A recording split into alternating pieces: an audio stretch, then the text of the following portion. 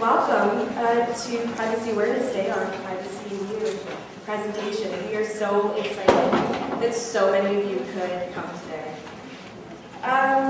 My name is Danielle Olivier Ozitok. I'm the Access and Privacy Consultant for the college and a certified information privacy professional, and also the resident privacy nerd, as many of you know.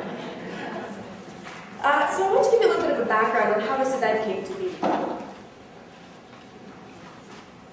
So the Georgian College, Berrien Community Family Health Team, and Royal Victoria Hospital are partners who share information on the electronic health record system. Through discussion, we decided that it was a priority for all of our organizations to bring privacy to the forefront and to bring consistent messaging to our patients as they visit each of our organizations. We hope today to spread the word to other healthcare providers in the community about privacy, and we could think of no better way to do that than to have Privacy Commissioner Dr. Ann Cavoukian come and speak to you today. I'm very excited, as you can tell. So to get the ball rolling, we do have a little video for you. So, bearing any technical difficulties, here we go.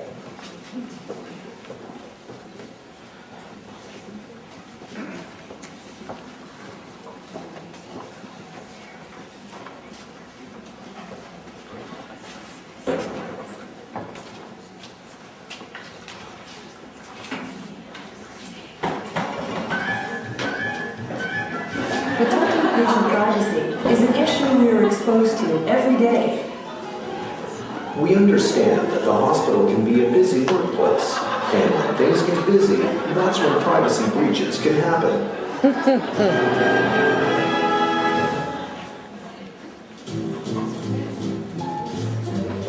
Think about it. There is nothing more sensitive than health information, especially if it's yours.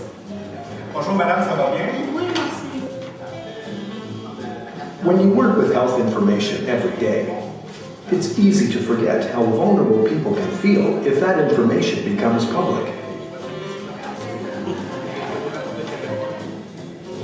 Legislation is being enacted to protect the way health information can be collected, used, and disclosed.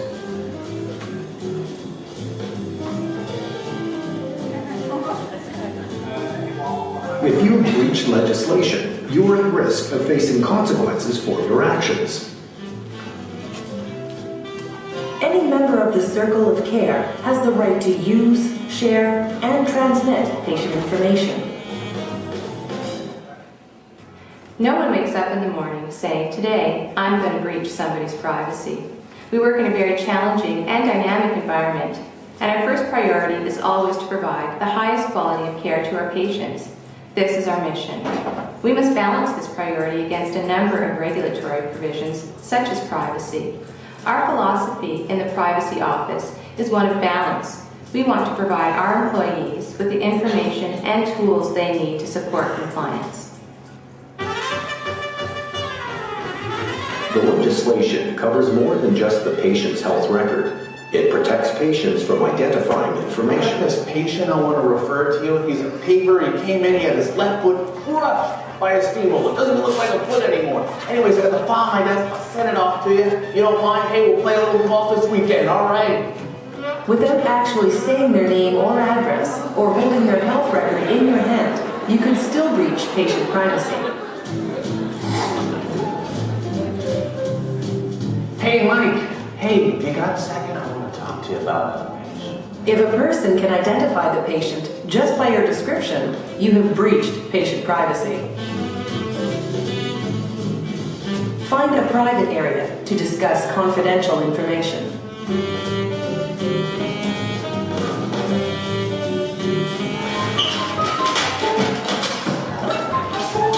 Technology makes your job easier to do, but it can also create privacy breaches.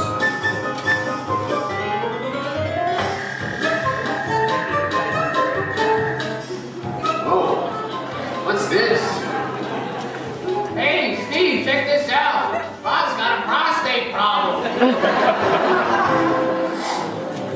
Program the Quick Dial feature on your fax to make sure information you send gets to the right place. Did the fax get picked up on the other end? phone to make sure. Hello, Janice. Est-ce que tu as reçu mon fax? Ok, merci. Bye-bye. Never write down your password. The network tracks access continuously. If there was a breach under your password, you are personally responsible. Never share your password. Every employee has his own password to gain access to the network. Oh, you're next? Yes, actually, if you don't mind. Go right ahead. Actually, you know what? You should probably log in first.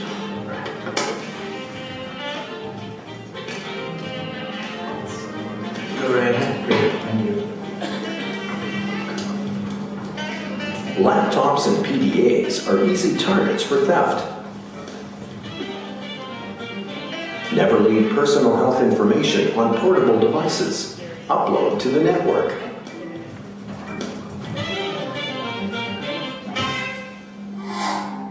Any personal health information called up on your computer screen is private. Turn your screen away from public view.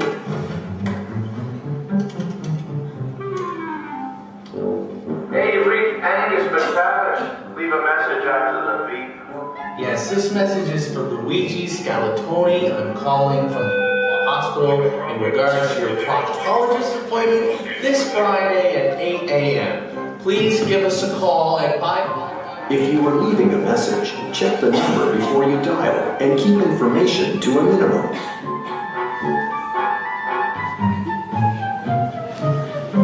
Hey Sharon, have you seen Pierre today? No, he called in sick again. I think there's something wrong. He's getting some tests done. Gee, do you think it's serious? I don't know. I'm going to call him at the end of my shift to see if he's okay. I'll look this up myself. Man, I hope he's okay. He's only 35, and he looks terrible.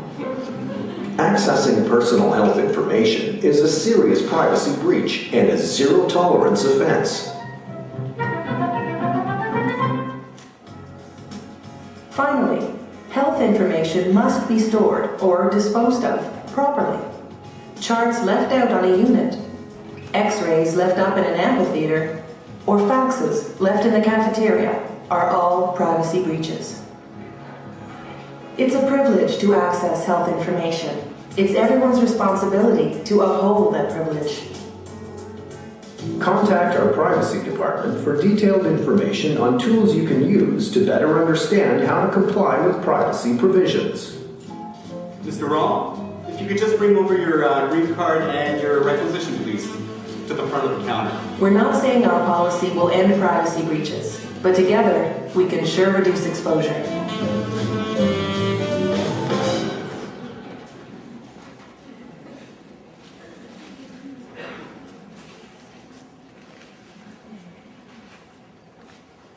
Okay, so I hope you enjoyed that.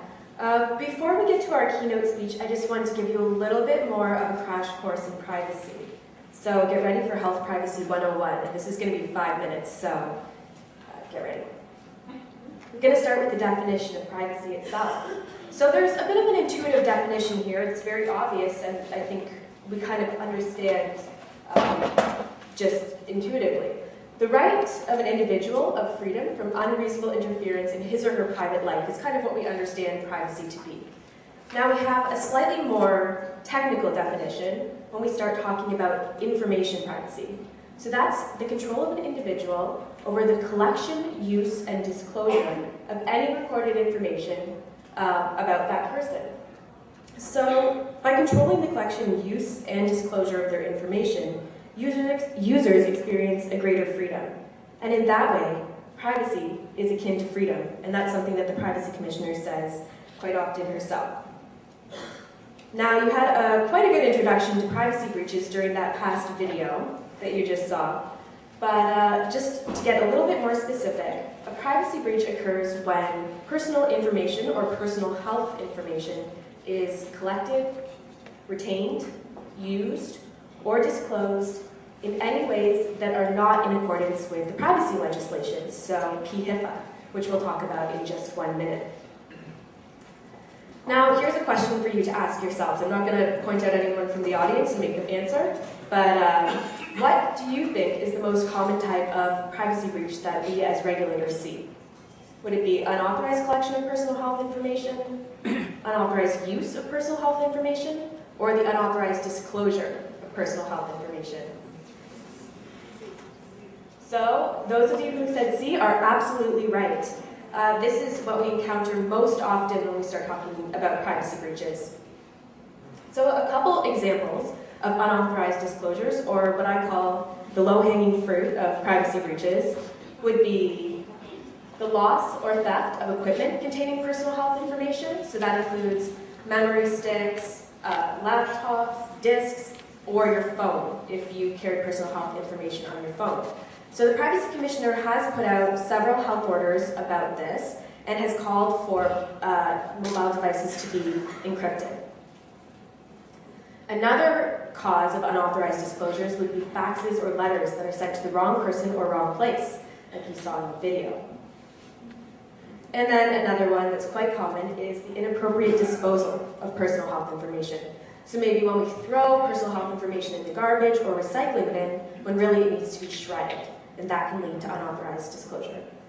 And finally, one that we struggle with often and regularly is auditory breaches. So that's verbally sharing information with an unauthorized individual or where other people could hear personal health information that you're talking about.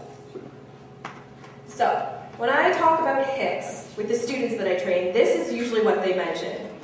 But, in reality, a HIC is actually a health information custodian. And a health information custodian is a person or an individual designated under PHIPAA, Personal Health Information Protection Act, whose primary purpose is the provision of health care, and who collect, use, and disclose personal health information for that purpose. So a couple examples of HICs that are designated under PHIPAA would be healthcare practitioners such as doctors, dental professionals, massage therapists, and pharmacists, many of the students we have here at Georgian College. And some examples of healthcare organizations would include hospitals, nursing homes, CCACs, and of course the Ministry of Long-Term Health and Care. So again, when I talk about agents, people think it's going to be a little bit like this. It's the image that's conjured.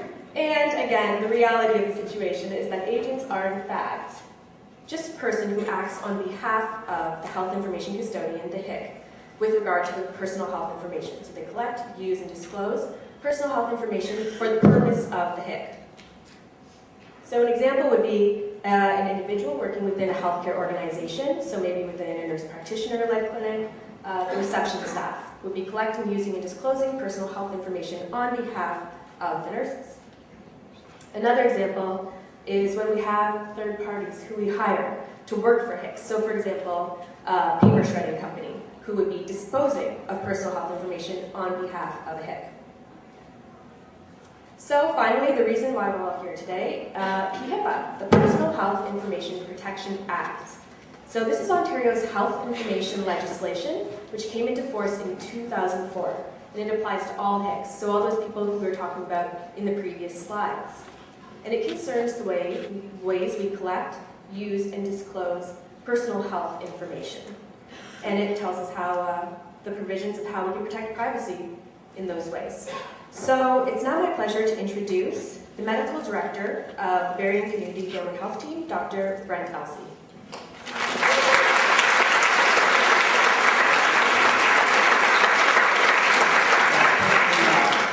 It's my privilege and pleasure to have the opportunity to introduce our keynote speaker today.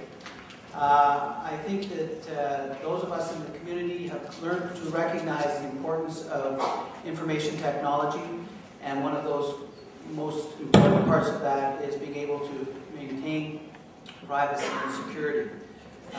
With great power, of course, becomes great responsibility. Dr. Anne Kevorkian is recognized as one of the leading privacy experts in the world.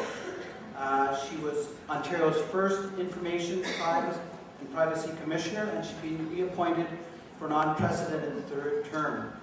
She was initially appointed in 1979, and she's been responsible for overseeing the introduction of privacy and information laws in our province. Like the Attorney General, She is an officer of the legislature, which means she's independent of whatever government is there in the day.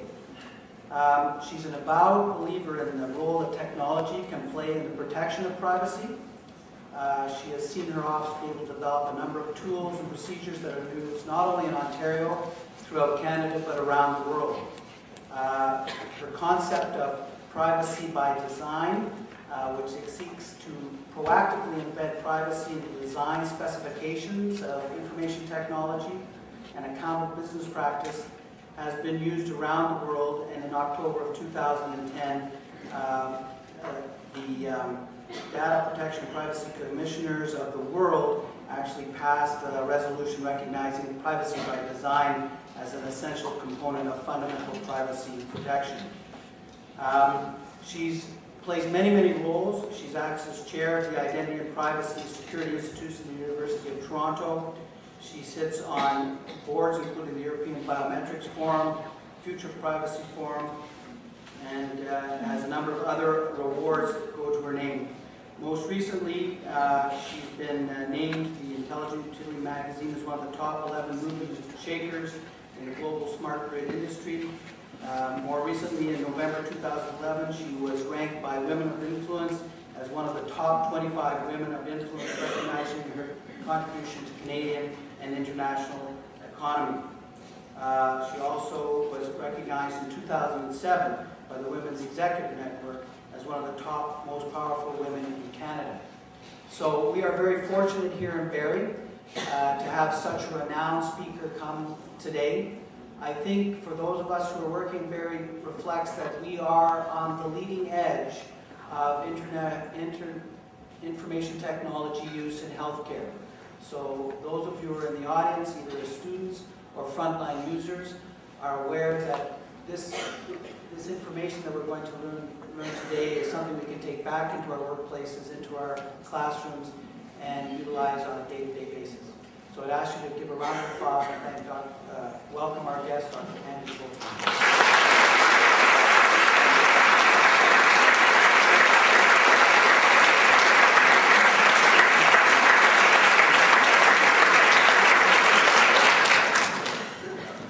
Good afternoon, ladies and gentlemen. It's just wonderful to see such a full crowd, and I'm delighted to be here to speak to you today. There's so much to discuss in this area, and it's just growing, and it's very, very exciting.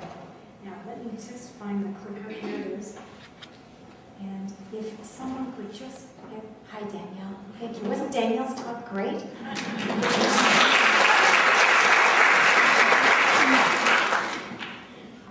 After her talk, I don't know what I'm going to tell you.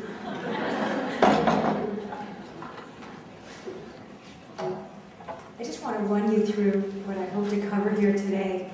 And it looks like a lot, but I talk very fast, and then I'm happy to take any questions that you might have. I want to start by making it very clear that I'm a big supporter of electronic health records. That's the way of the future. There's no question. With our online society growing every day, this is the direction that health records, as well as everything else, is taking. But I want to also make sure that you're aware of not only the promise of electronic health records, but also the potential harms that could arise if not properly covered. So we'll talk about that first. And then I want to tell you about, unfortunately, cases that we have had in my office. I've issued a number of orders where there have been clear breaches that could have been avoided and must be avoided in the future. And I'll go through the 3 areas of risk. And you may, I think actually in your jurisdiction here, one of the things I learned today was how advanced you are here in the Royal Victoria Hospital.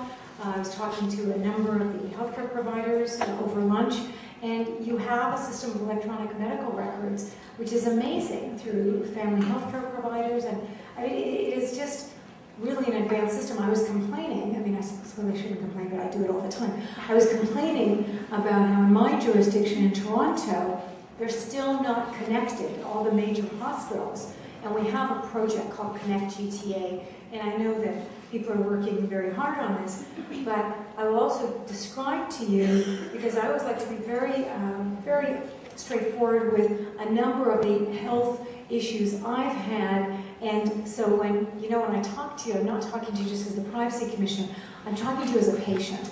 Nothing could be more important than the delivery of healthcare services and treatment and care when people need it. And I'll tell you some things that may make you laugh that I've gone through, but that have crystallized to me how important this issue is.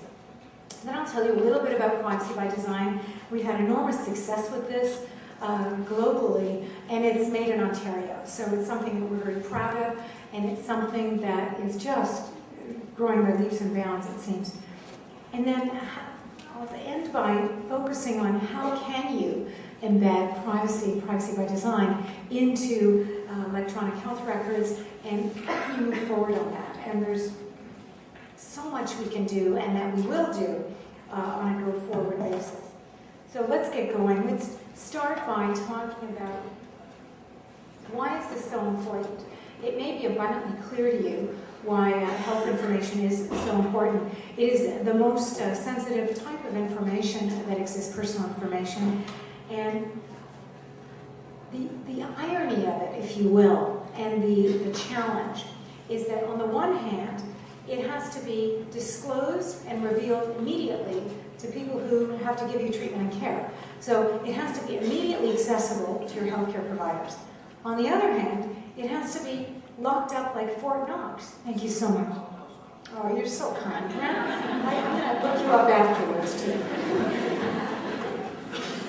So on the one hand, you've got records that have to be accessed like this. On the other hand, you have records that have to be protected more than anything else, because health information is, in my view, the most sensitive personal information out there. The only thing it competes with in terms of sensitivity is financial records, which are also extremely sensitive. But generally speaking, when you look at surveys, people rank medical data, health information, as the most sensitive. So here you have this dual nature of information, strongly, immediately accessible in order to serve your needs, and yet for people who are not involved in your treatment and care, it should be completely inaccessible unless you give your consent for them to access it. So you've got this dual nature. It makes it somewhat difficult, as you might imagine, in terms of, well, how do we deal with this? Do we allow immediate access to it electronically, or do we put the walls up? You have to do both. And that's why some of the challenges arise.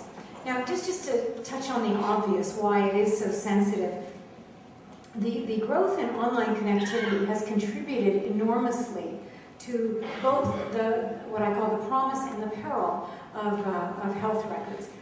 On the one hand, it can provide, facilitate the delivery of healthcare services to you, and it can also provide absolutely invaluable research. We would be nowhere without health research, and this is extremely, extremely important.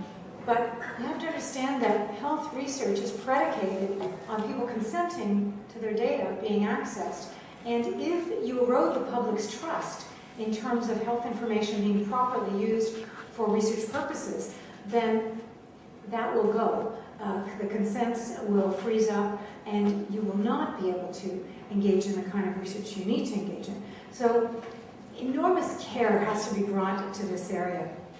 Now let me just go through a few definitions first. Electronic health records, medical records, and personal health records. Electronic health records integrates very broadly a lot of information from multiple healthcare providers, theoretically anywhere in the globe, anywhere in Canada, anywhere in multiple jurisdictions. The medical record, the EMR, reflects your own healthcare provider, the work that they are doing about you, your treatment and care. So it's much more personal and more related to the individual. Personal health record applies to an application that allows patients to create and maintain a record relating to their own personal care. So I could have a PHR app on my iPhone or on my BlackBerry. that would be the comparable. So these are the three terms. In all of these, you need to have enormous, enormous care demonstrated. I'm going to focus on the positive first because I always like to lead with the positive. And nothing could be more important than anywhere that you go, your records can be accessed and treatment provided. And I always like to use myself as an example in this and what can happen. Actually, the example I'm going to give you is the negative one. It's going to be the next one. But what could have happened if there had been electronic health records? I like to speak to you not only as a commissioner but as a patient because I've had multiple surgeries, neurosurgeries. I've been in and out of hospital over the years. And what I've noticed is that there is, in the Toronto area, which is where all my surgeries have been, a complete disconnect between the enormity of the teaching hospitals, and they're fabulous, and the surgeons in them are fabulous. Excellent care is provided. But the records reside within a given hospital. So if you go, as I did a number of years ago, to Sunnybrook Hospital, which is an excellent hospital, very close to where I live. My husband had to take me on an emergency basis. He took me to Sunnybrook Emerge. They took me in. They said they did an immediate CAT scan, and they said, yes, she needs immediate surgery. I have a pump in my head that shunts cerebrospinal fluid down a shunt into my abdominal cavity. And one of the things that happens with foreign objects placed in your body is scar tissue will form over it. Your body's trying to pretend it's not there and heal over it. This is not good when you need the pump to pump cerebrospinal fluid out of your head, as it must drain into the rest of your body. And that's the only means I have of doing that. So my pump had blocked. My husband takes me to Emerge at Sunnybrook. They said, yeah, absolutely, she needs the surgery, but we're full, we can't do the surgery here. They checked at Toronto Western at UHN, and my surgeon, where I had most of my surgeries there, was actually there on call, which is rare. And he said, yes, I'm available right now, bring her down. So they sent me down in an ambulance. My husband drove down, and so I'm on the gurney, and they're taking me to the OR, and the surgeon says to my husband, where's her scan? Where's her information? And he says, I don't know where her information is. Didn't they scan the records with her in the ambulance? And he said, no, there's nothing here. So my husband calls the hospital. They forgot to send my scan and my records. And so the surgeon says, I can't operate on her. I don't know what I'm operating on. I need to have the scan. So I couldn't be admitted into OR at that time to do the surgery. My husband drives back to Sunnybrook, says, where are her records? And they say, well, they're here, we forgot to send them down. He says, okay, I'll take them down. They say, no, for privacy reasons, we can't give them to you. We'll send them down in a taxi. I'm not kidding, the taxi driver is still driving around because they never arrived.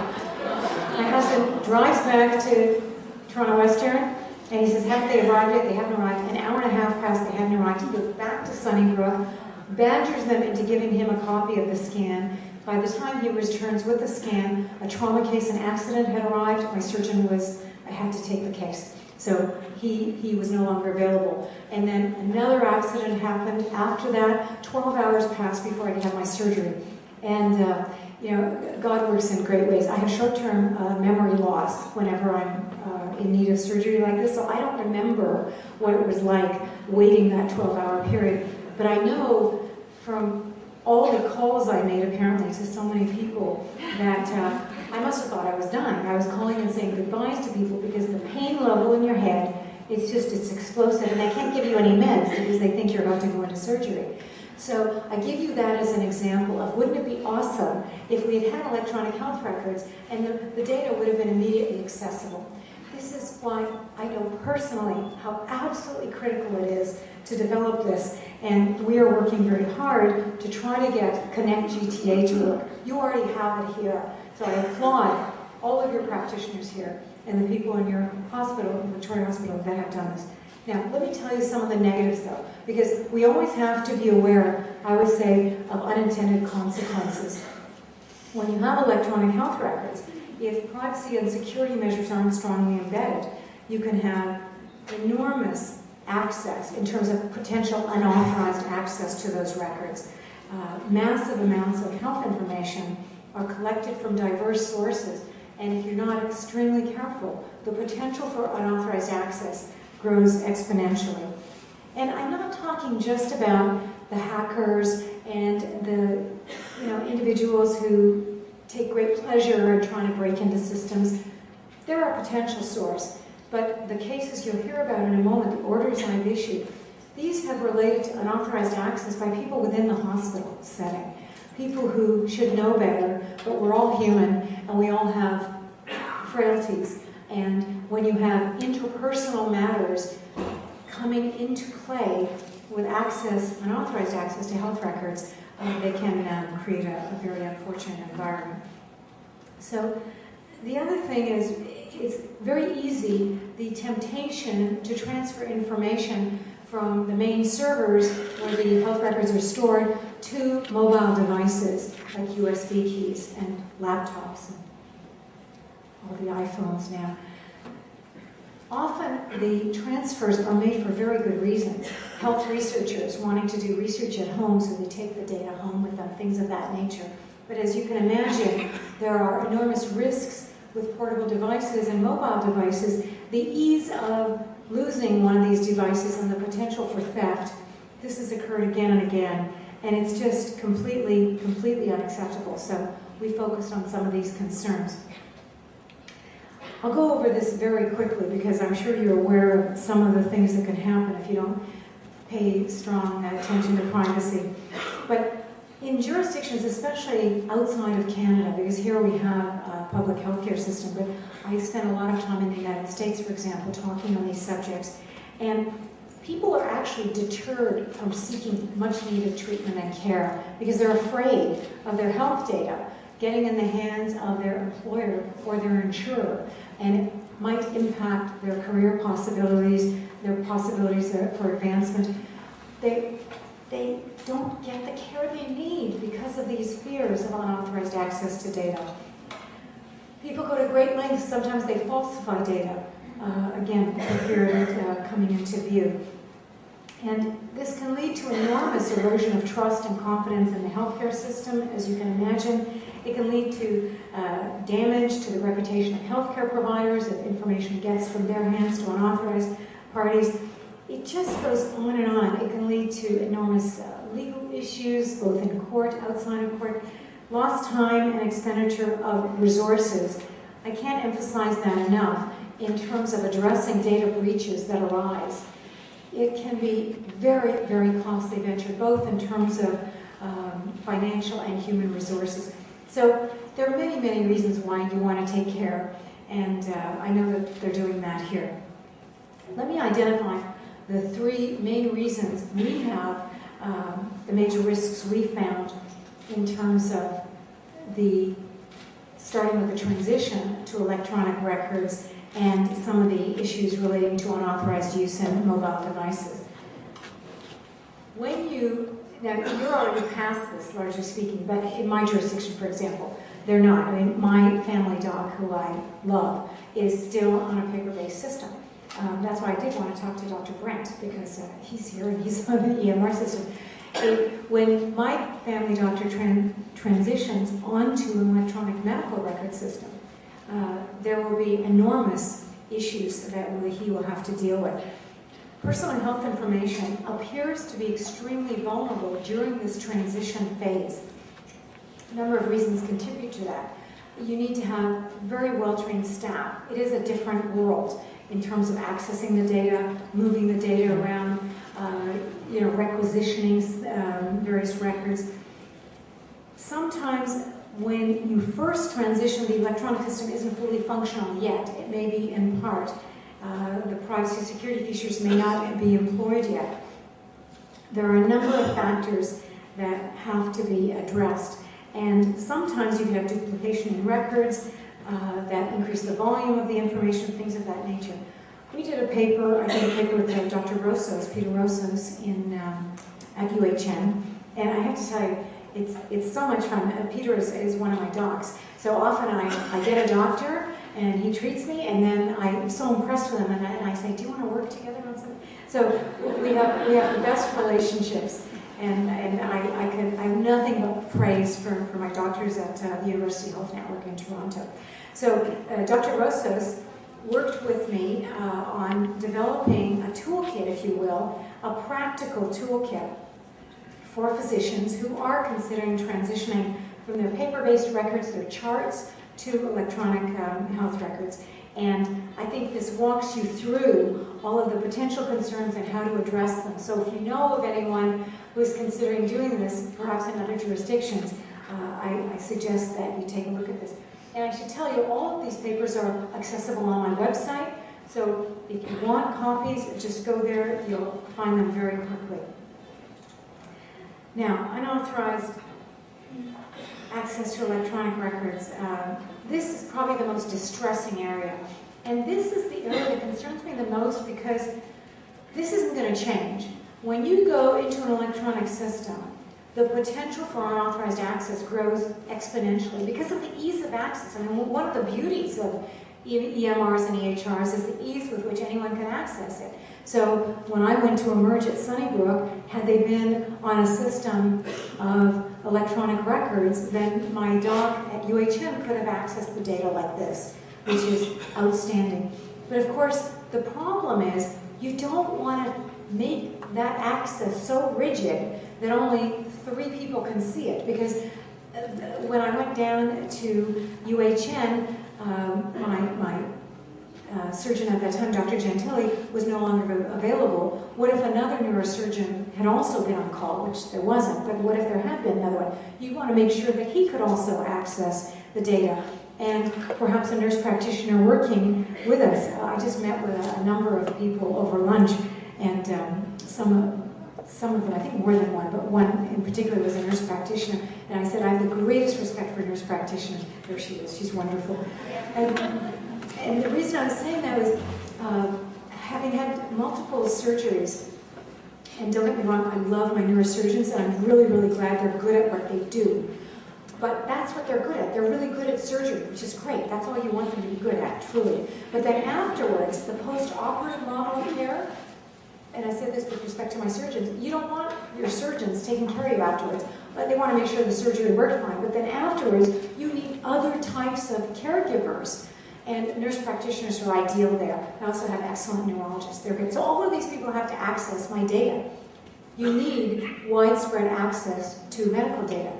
But the problem with that is it also enables unauthorized users to access the system. Because you don't want to clamp it down to make it narrow. That also creates a problem because it opens the door to others. Now, here's an example unrelated to mine, thank God. This is ABC News in the States.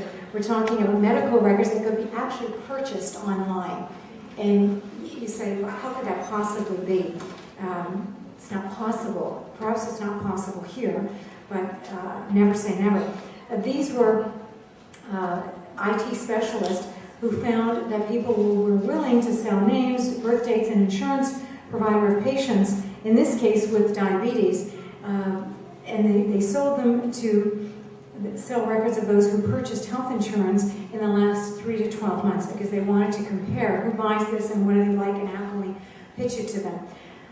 These are some of the concerns that arise because people can't believe that their records could be purchased with the click of a mouse.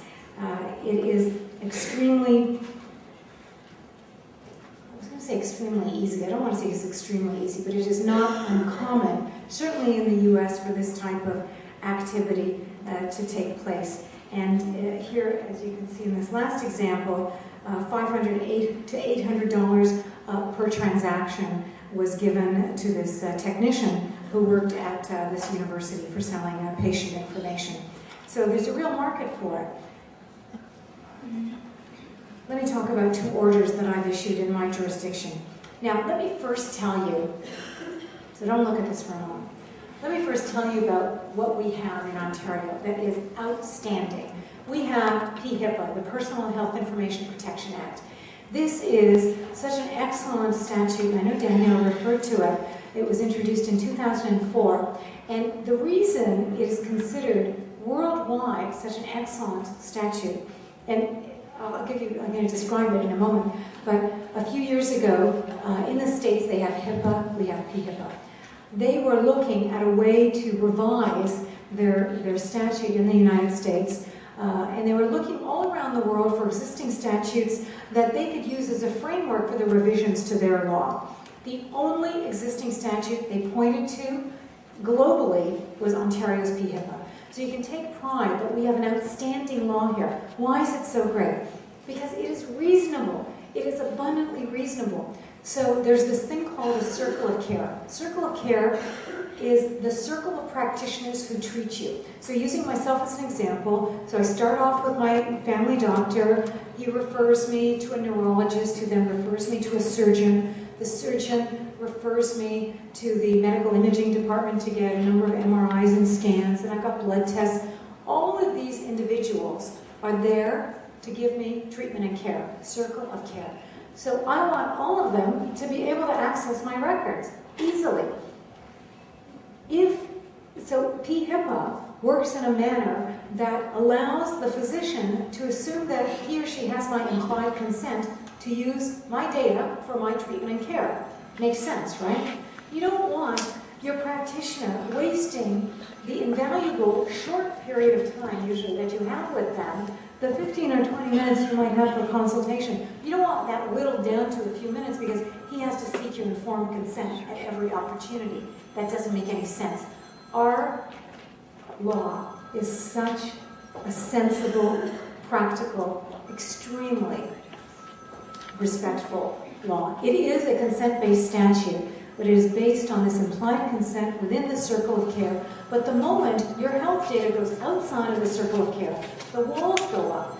If my insurer or my employer wants to access my health data, then the physicians or healthcare providers have to obtain my positive consent. So they can't give that data out without my positive informed consent. And that's the beauty of the system. It works well, it's practical within the system, but once it goes outside of the system, you must consent to it.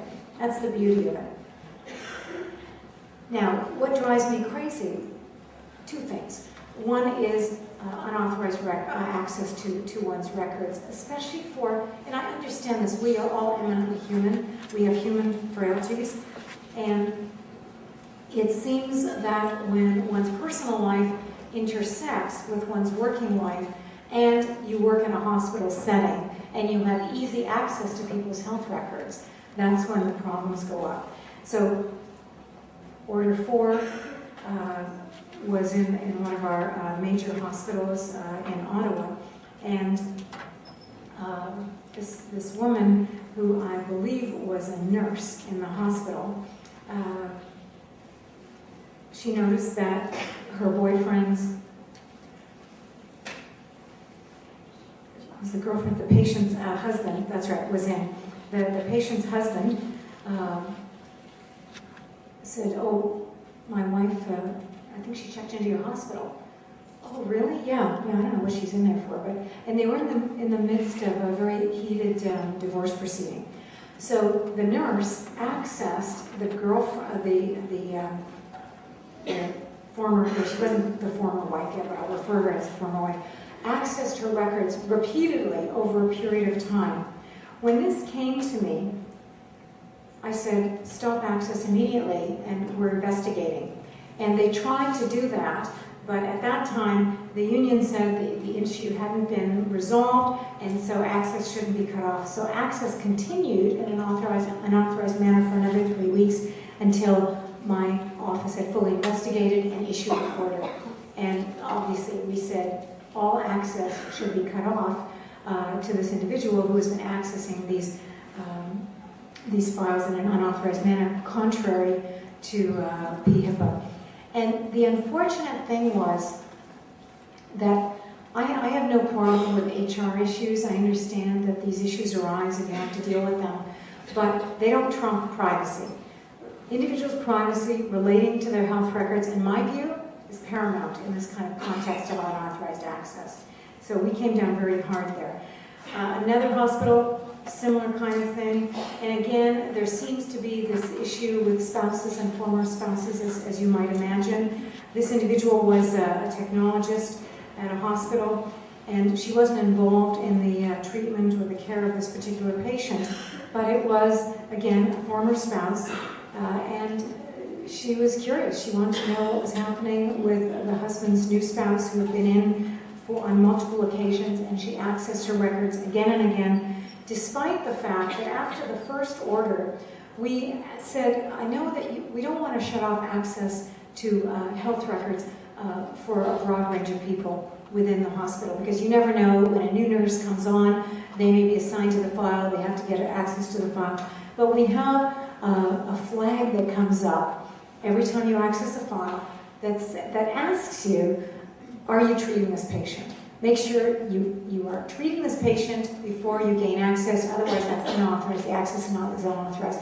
Even with those flags, this kind of behavior continued. So it was very unfortunate. But certainly this doesn't just happen in Ontario. It happens in many jurisdictions.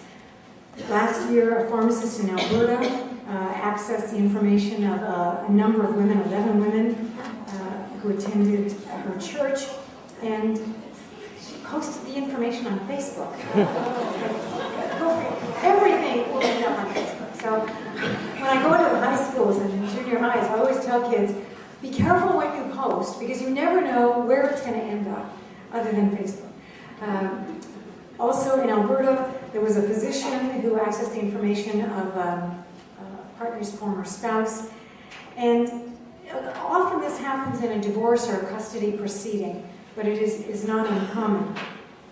In Newfoundland, this year, multiple unauthorized access, and they have been very progressive in Newfoundland. They've terminated individuals. They've got a zero tolerance policy, and they just terminate patients when they see this. Sorry, not terminate patients, terminate. That would be a problem. They terminate those who engaged in the unauthorized access. The patients are still alive with that. How do you deter this type of unauthorized access to electronic records? So the first one, there you go, immediately terminate access to the records pending an investigation. That's what did not happen in the first order that I told you about, because in that particular case, the union involved was representing the nurse and said that a determination had not been made against them, and it would be unfair to terminate her access. And generally speaking, that's correct. You want to have a finding of guilt, if you will, that they had breached the act before you do that. But because of the sensitivity of this issue, I think it's appropriate to terminate access pending the results of the investigation. You can implement very strong access controls as well. The VIP flags, the flags that I mentioned are called VIP flags. The reason they started off as VIP flags was because when VIPs were admitted to hospitals, they would often have these flags to ensure that very few people would access the health records of VIPs for all the obvious reasons.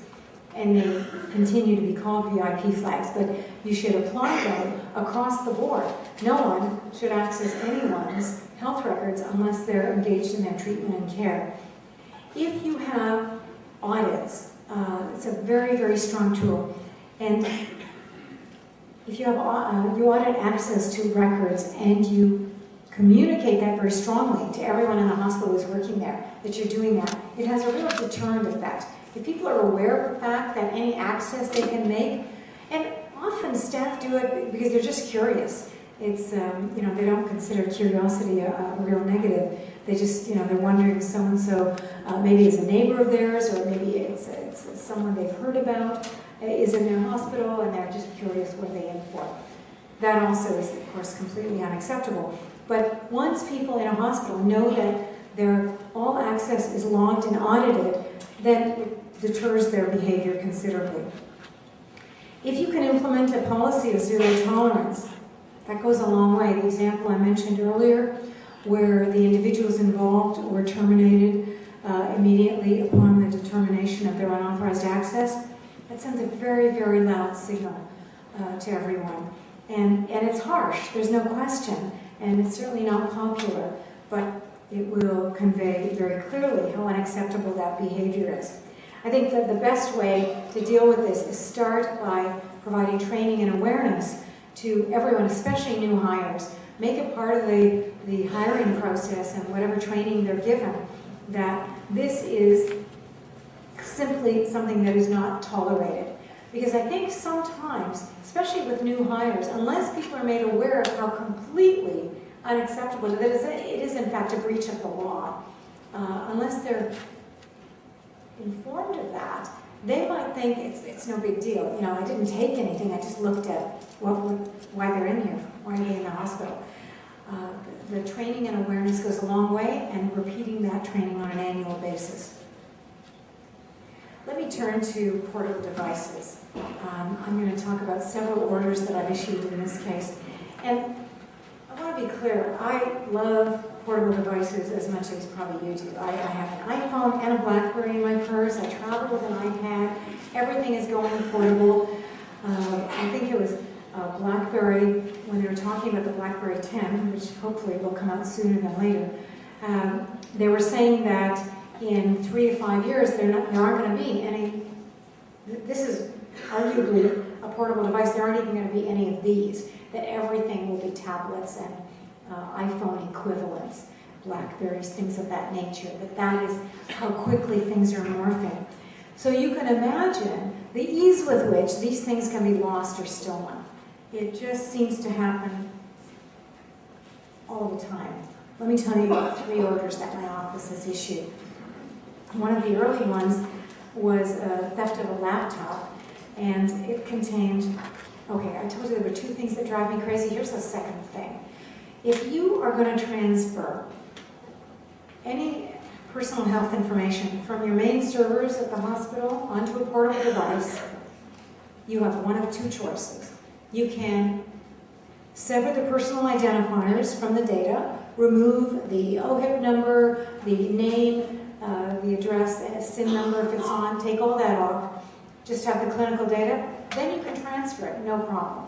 You can do that, or you can encrypt all of the data and then transfer that. In Ontario, those are your only 2 options. Do not even consider just transferring personally identifiable data onto a mobile device, a USB key, a laptop, whatever, and then walking out the door. You will be in breach of the Act in Ontario, and I guarantee over time something will happen to that data. You will lose the USB key, you will have the laptop stolen. This has happened so many times. Please, don't do it. It's not worth it. So, order 4, theft of a laptop. Of course, it had unencrypted personal health information on close to 3,000 individuals. Order 7, there was a loss of a USB key. This one had almost 84,000 individuals' health records on it. This one just made me crazy, and it was completely avoidable. And it was the data were unencrypted. And again, it was the best intentions. It was a public health nurse who wanted the data. She was going round and rounds, and she had the data, and the USB key was most likely lost. It hasn't been found, and that led to a class action lawsuit that was just completed in Durham region. See, there are real financial consequences as well as all the other consequences associated with the loss. And Order 8, theft of a laptop, again, contained unencrypted personal health information, 20,000 individuals. It's just completely unacceptable. So what we ask people to do, if you have USB keys, make them encrypted only. Make it so that anything that is transferred to it will automatically be encrypted. There are these USB keys. They only enable the the transfer of data that will appear in encrypted form. It just makes sense. And do the same thing with laptops. Or sever the personal information, which is less likely. If you don't do this, the ease of loss of theft is such that you place the data at considerable risk. This is one of the publications that we produced. It's called Stop, Think, Protect. And it, I think, speaks for itself. But after so many losses, we felt we had to produce a dedicated document relating to the need to de-identify data again and again or encrypt it. So again, all of this is available on our website. I don't know if we sent any materials. Did we send you materials beforehand? We usually send materials. We're going to do it after. We're going to send you lots of materials afterwards. Okay. And this goes into a lot of what I've been talking about. It just chronicles everything I've been saying and how you can do it, and show you all the benefits of doing it. But if you don't do it, again, this is an example of the cost of privacy breaches in Ontario. This is came out a couple of years ago. They were doing a survey, and they said our experience indicates that breach management, data breaches, managing them, costs between $100 to $200 per individual. And that doesn't even touch the cost of the damage to your brand, the name of your hospital, to your reputation, none of that. And this is, for Ontario, in the States, the cost per record is over $200. It is considerably higher. And there have been many breaches in the United States, as you might imagine. There were just 1.5 million names were exposed in a breach in 2007. Another U.S. study found the cost of the data breach were $202 per record. And the average cost per operating company was over $6 million per breach. I mean, it's staggering, these numbers. And another U.S. report found that the average time that it took to restore your reputation following a data breach was a year, and that the minimum brand damage was a 12% loss. These are significant figures. So why don't we just avoid all of that and ensure that the data are encrypted, or better still, leave it in the main server and access it remotely through a virtual network or something of that nature. I'm not going to go into this in great length, but I referred to this one case in Durham region relating to the loss of 84,000 individuals' names that had gone into an immunization clinic. And there was a $40 million class action lawsuit that originated in 2010. It was just settled in Superior Court earlier this year. In the United States, this kind of thing seems to happen considerably under, they have HIPAA, I mentioned we have PHIPAA. They issued a fine of $4.3 million recently for failing to provide access, and a fine of close to $1 million for improper unauthorized access to an electronic medical record. So again, the costs can be significant. Let's just avoid doing that. Now, how do we minimize the risk of privacy breaches? How do we avoid all that? Because, of course, no one wants to be engaged in that kind of unauthorized access or loss. So I'm going to talk to you a little bit about privacy by design. And we're very pleased with privacy by design. As I mentioned, we developed this in my office a number of years ago in the late 90s. But it takes a long time for things to gel and be accepted worldwide. But I was just delighted because, and we're going to do this in the context of electronic health records, but let me first tell you how in 2010, so once a year, the privacy commissioners and data protection regulators from around the world meet for a conference, international conference, usually in Europe. 2 years ago, it was in Jerusalem. And at that time, we issued a landmark, it was considered a landmark resolution, making privacy by design an international standard. And I have to tell you, these, you might think that it would be a slam dunk, that you issue a resolution and everyone votes in favor of it. They're not, and I'll give you an example. Before I took the podium to introduce this resolution, there was another resolution that was being advanced that French should be made the second official language of our conferences, our international conferences. No big deal, right? A slam dunk. There was enormous opposition to this. The Spanish said, "What? Are you kidding me? Last year's conference was in Spain. Next year's is going to be in Mexico. It should be Spanish." The Germans said, "Are you kidding me? Germany is the leading world," and it's true, "the world leader on privacy and data protection. It should be German." And it went on and on. We debated for 45 minutes, and the issue got deferred until next year, which means it went away.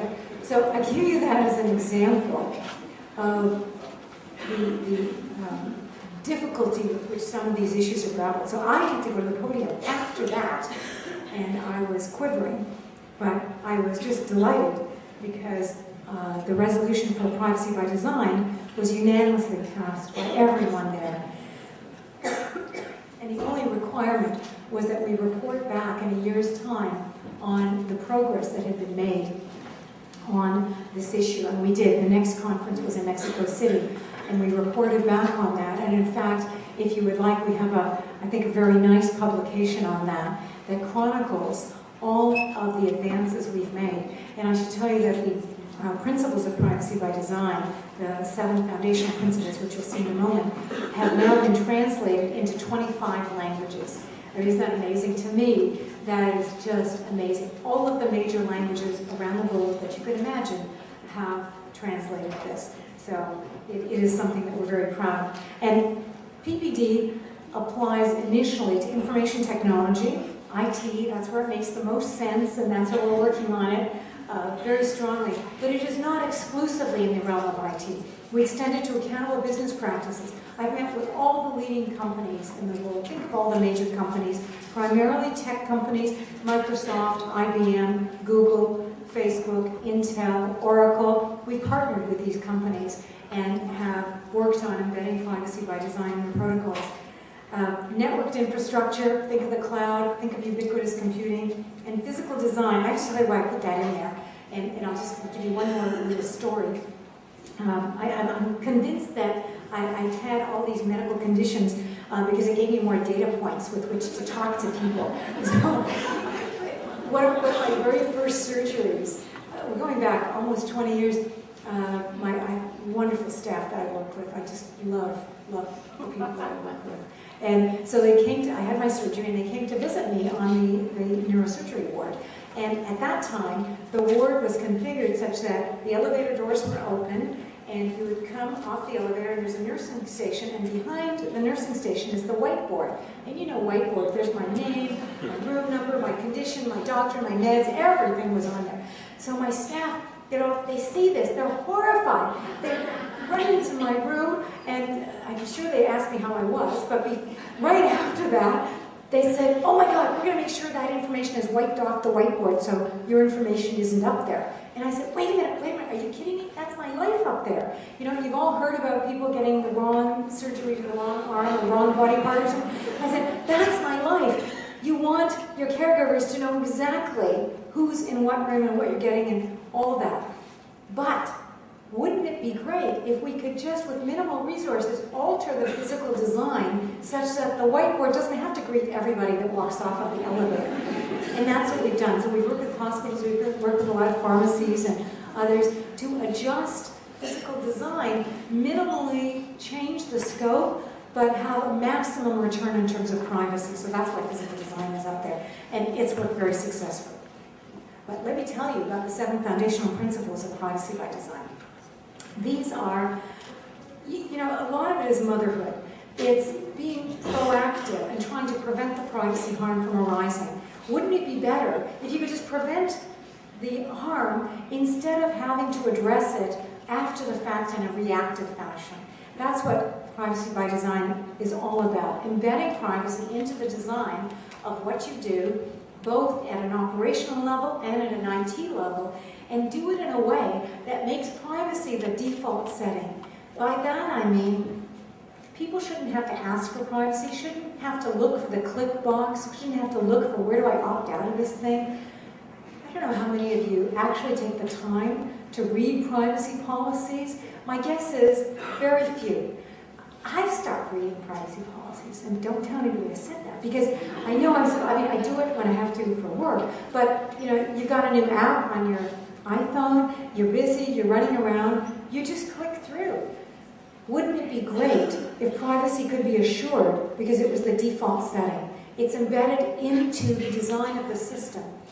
I do what I call my neighbors test. I have wonderful neighbors. They're very bright, intelligent people, but they're not in the privacy field. So I float these ideas by my neighbors to make sure they're accessible. So I was explaining privacy as a default to one of my neighbors. And she said, let me see if I get this right. That would mean I would get privacy automatically without having to ask for it? I just get it for free? I said, yes, it would be built into the system. She said, that's what I want, count me in. It's that simple, that you don't have to ask for it. You can be assured of privacy. It's built into the system.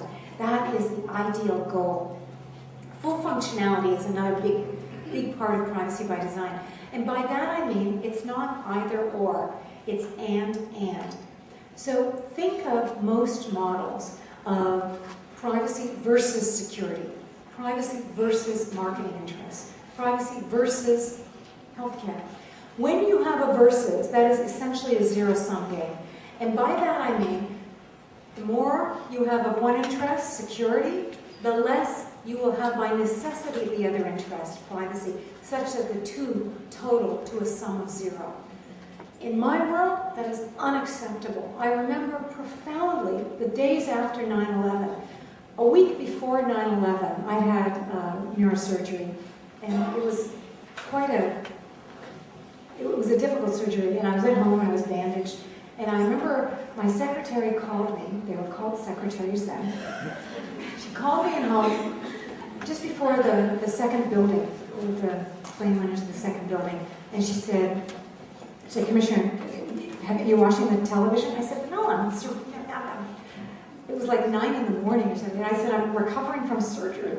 She said, turn on your TV, you've got to catch this. So we turned the TV on just before it went into the second building. And I just shuddered, and I knew what this meant. I knew that privacy was going to take such a hit. And I started getting dressed, and I said to my husband, honey, you're going to have to drive me to work today. He said, are you crazy? I said, I have to go to work today. The world is going to change. Privacy is going to take such a hit today. And it did. I remember talking to my colleagues in the United States that day, and no one could speak out in favor of privacy because it was like it was being undiplomatic.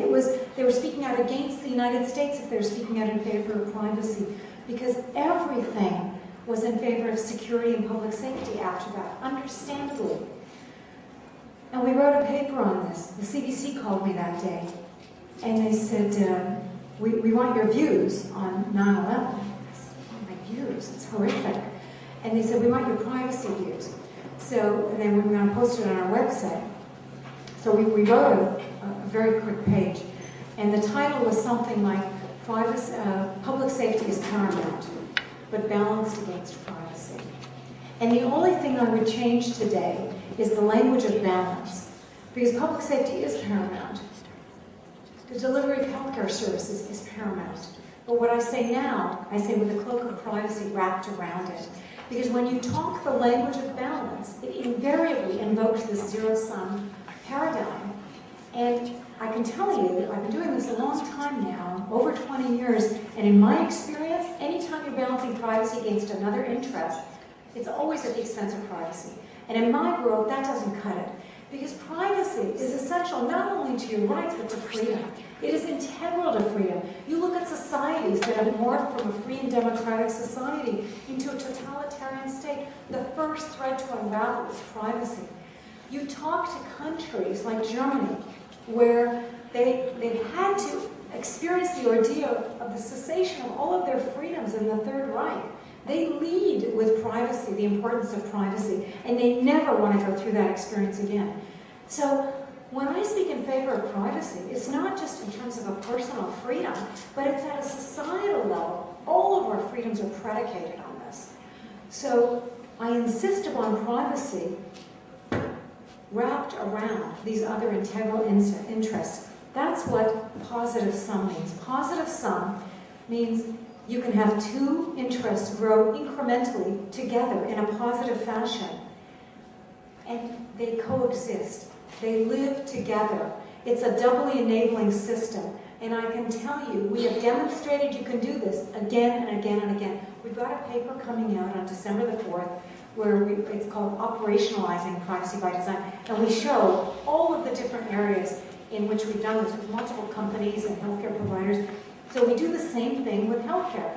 Of course, you want healthcare first. When I go to emerge, even the last thing on my mind, when I'm in a lot of pain or I'm in emergency, the last thing on my mind is privacy. I want you to take care of me. But you can do that and wrap a cloak of privacy around it. That's full functionality, positive sum. And the beauty of operating in this manner is it gives you a seat at the table. I can't tell you the number of times I've been asked to join various boards and various advisory groups because I've taken this approach. Because people, like, I remember when I was asked to join the board of the European Biometrics Forum, and I was really shocked at that many years ago because in Europe there are hundreds of excellent, outstanding privacy commissioners. So I said, why are you coming to me for this? We've done a lot of writing in the area of biometrics. And they said, it's simple. They said, you don't say no to biometrics. You say yes to biometrics, and here's how you do it in a privacy protective manner. We've got something called biometric encryption. If any of you are interested, take a look at our website. It is the most privacy protective way of using a biometric, getting full functionality, but also getting privacy. Security, you can't have privacy without strong security. So security is absolutely essential to privacy, but they're not one and the same. You can have full security and zero privacy. I always tell people, if you need a shorthand to think of privacy as distinct from security, think of use. How are the data used? How is the information actually used?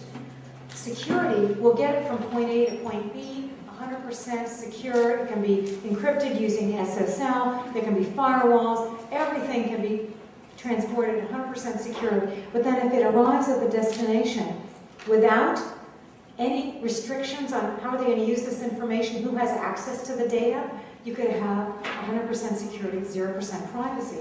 Because privacy relates to authorized use of the data. Who can use it? Who's permitted to use it? Transparency is so important to privacy. People have to know how you're using their information. And let me make it clear, in terms of health records, health information, PHIPAA and statutes all around the world give a right of access to the patient to their health records. Because I always say this to docs, and maybe this is the only thing that makes me less than popular with my docs, I say, look, this isn't your data. You don't own the health information that resides in your servers. You don't own that. You have custody and control over that data. Absolutely. And with that comes a duty of care. But you don't own it. It's not your data. The data belong, they relate to the data subject, and in this case, the patient. So the patient has a full right of access to their healthcare records with very limited exceptions. And so it's very important you give them a right of access. With my docs, whenever I seem to see them all the time, and it's a good thing I like them. Whenever I see my physicians, at the end of the record, at the end of the appointment, if I've had some health records, I've had some blood tests or scans or something, I ask them if I can have a copy of the health results. They're wonderful. They give me a copy right then and there because A, they know that there's a PHIPAA allows, in fact, requires access to be given. But more importantly, they don't make me go through the formal FOI process. You can go through the process of accessing your data under the Act, and you have a right of access. You can do it formally, and you know they can process it formally. But I always say, don't make your patients go through the formal process. You've got the records right there. Make a copy for them, give it to them. It's so much easier. And then finally, respect for user privacy. It's all about respect. It's all about keeping the user at the heart of all that you do. And it makes things grow in a much greater manner. When the user knows you respect their information, you're taking good care of it, you're involving them in your operations, their respect for you grows, and their confidence in the system, the trust, grows dramatically. I'm going to go very quickly now because I've got a lot more to cover and I think only a few minutes left. This always happens. Building a culture of privacy within your organization is so important. And I can see you've already done that here in droves. The people I met with who work here at Georgian College, at the hospital, it's amazing, it's wonderful. So the culture of privacy, especially when the commitment for privacy comes from the top down. I work with a lot of boards of directors and CEOs of hospitals and others because when they understand these issues, the messaging flows from them to everyone else and the message gets across. Ongoing training in this area is absolutely important. And real life examples, one of the reasons I talk about my situation a lot because I think it just makes it very hands-on and very real life, and I think it just extends the messaging that this affects us all. No one gets to walk away from health issues. So I'm going to leave you with two really important messages. One is on data minimization. This is probably the most important thing you can do in terms of de-identifying data. Data minimization means minimize the collection of personally identifiable health records. If you remove the personal identifiers from data, it is no longer personally identifiable data. So it's not PHI, it's not personal health information if there are no health identifiers associated with it.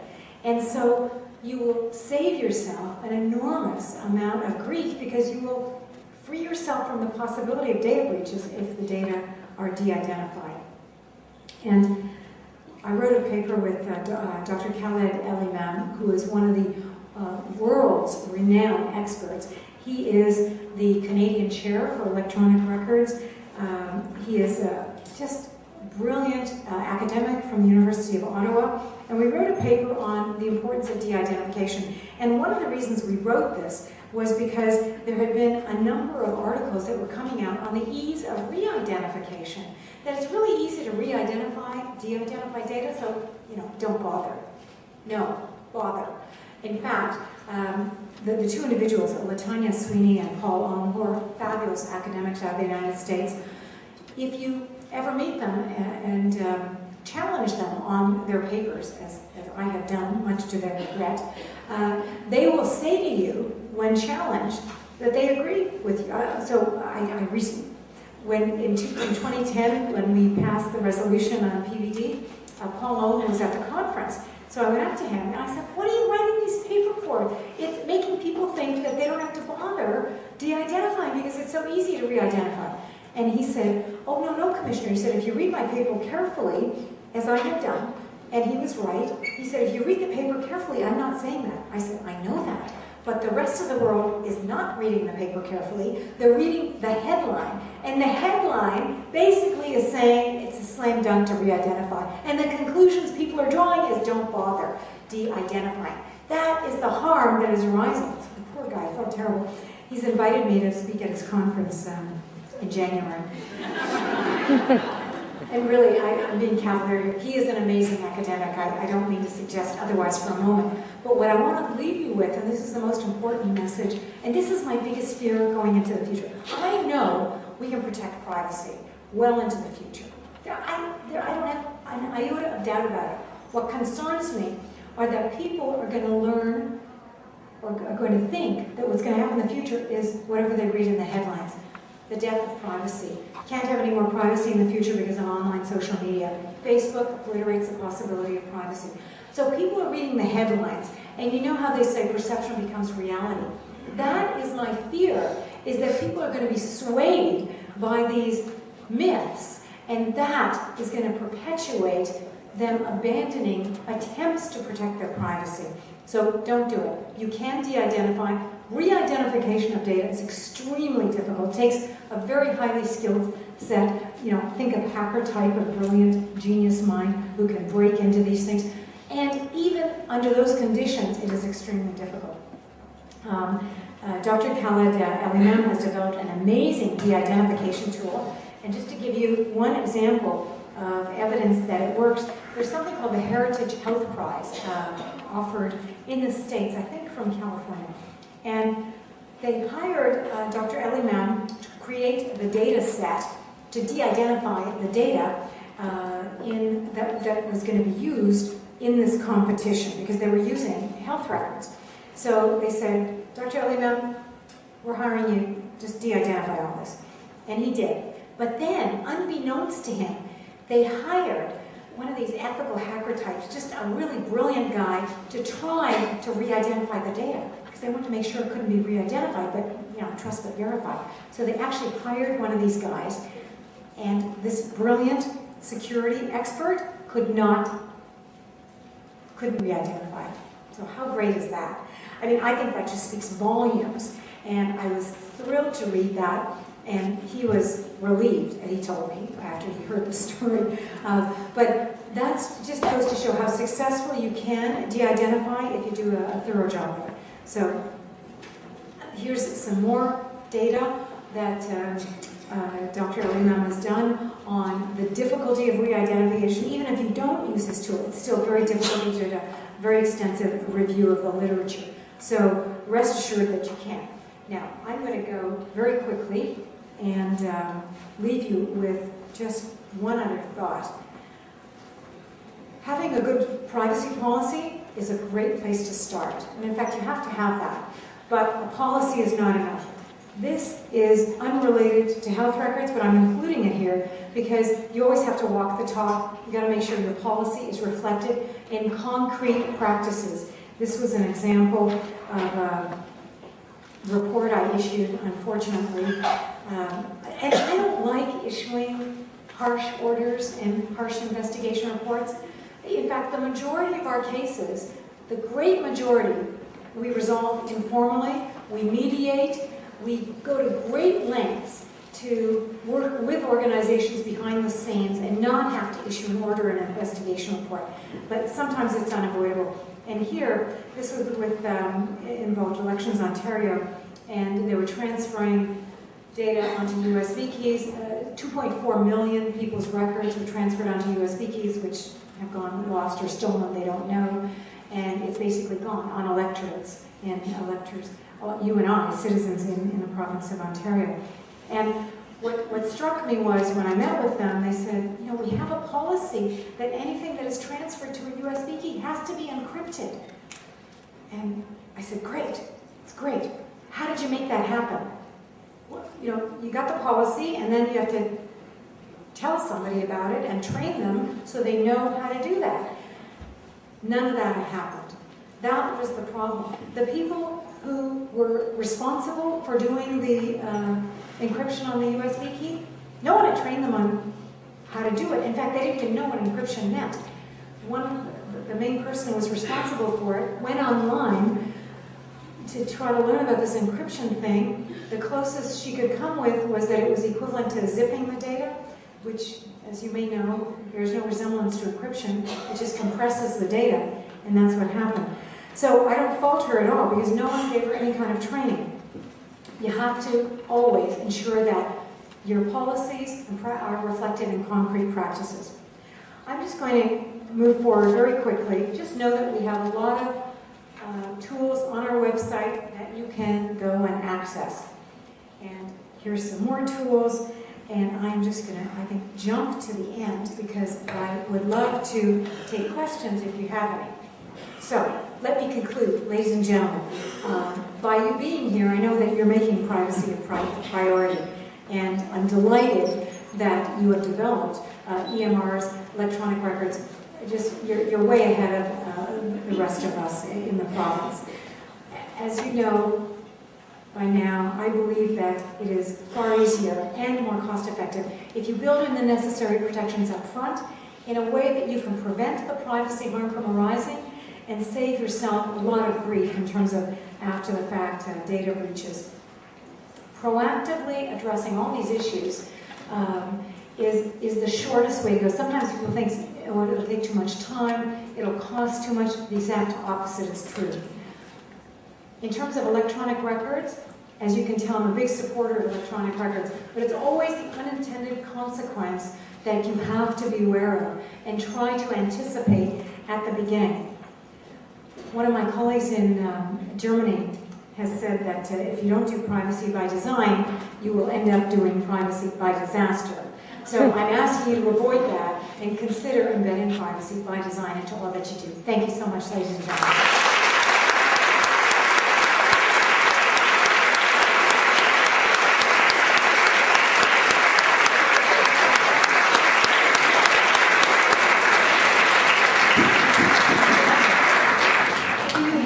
Questions, because I would love to take any questions you have, but I know it's right at 2 o'clock and you probably have to leave.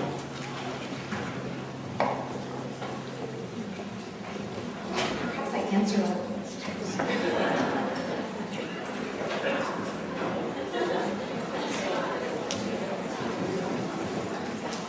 Thank you so very, very much. We have flowers for you today to just express our thanks. You really addressed so many things, gave us so much food for thought, helped us to know that we're on the right track in many ways. We use your references and resources at the hospital on a regular basis, and I feel so grateful that someone so passionate as you can lead us in our legacy.